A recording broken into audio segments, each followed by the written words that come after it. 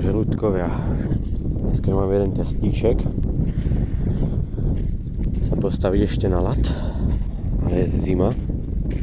Do toho nám začalo chcát, takže to je pekne na hovno.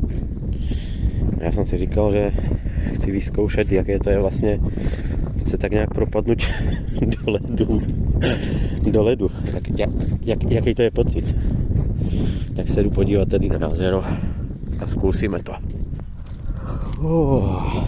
Ještě do toho fouka a je docela zima, ale to nevadí.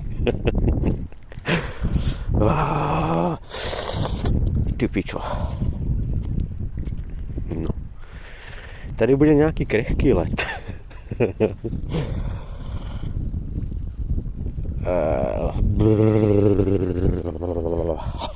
Ty vo mně je zima jak cip. A to sam tam ještě není. Zase to vidím, že bude průser.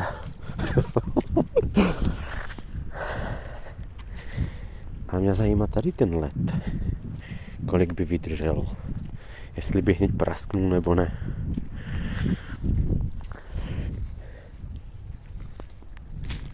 Jo, včera ještě byl lepší.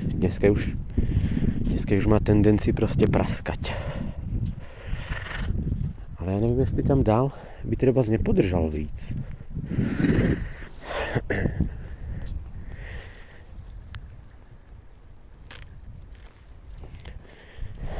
Já bych chcel na něho stoupit opatrně, to nemá chodit, ale já jim na to seru.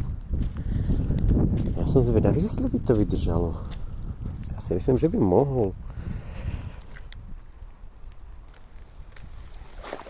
Tak nemohl. Ale možno tam ďalej. Ty pičo, to je studené na té nohy. Fuj. Ale tam to by, na tom bělým by to mohlo vydržet.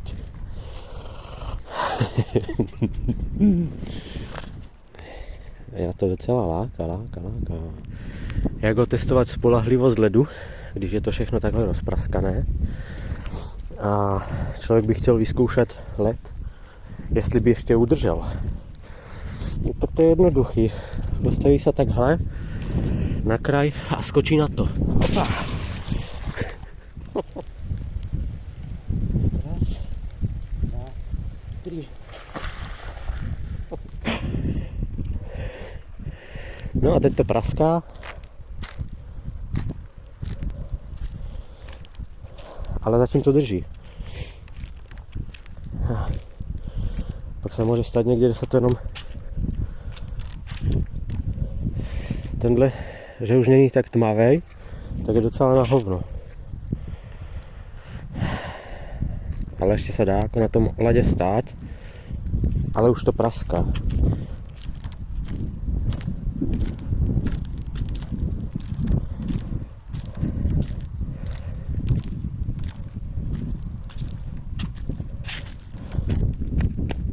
Ale on ještě má nějakou tu hloubku.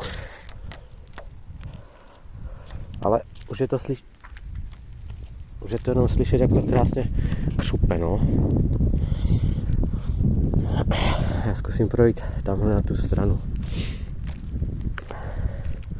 Snad se mi to nepodlomí pod nohama, uvidíme. Nechci se koupat, ale uvidíme. No tady to už praská víc.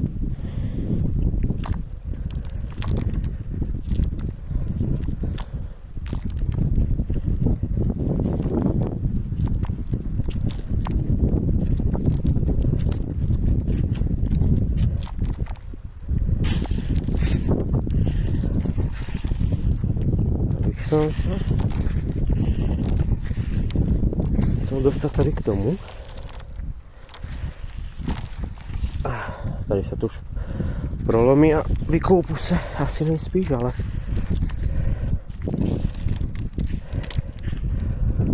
ještě asi ne. Tak ještě to drží. Čekal jsem, že se to ulomí skôr, ale tady takhle popri kraji to jde.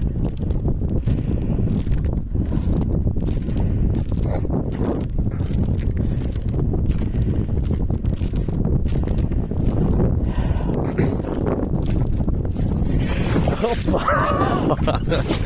Tak sa to už prelamuje tady.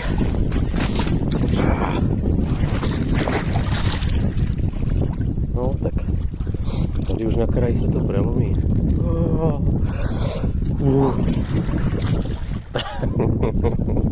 Tak to už nedrží.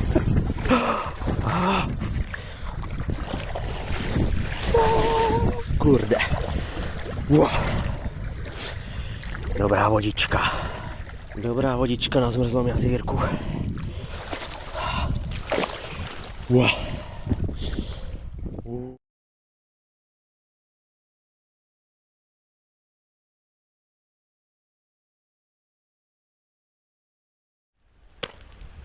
Raz, dva, tri.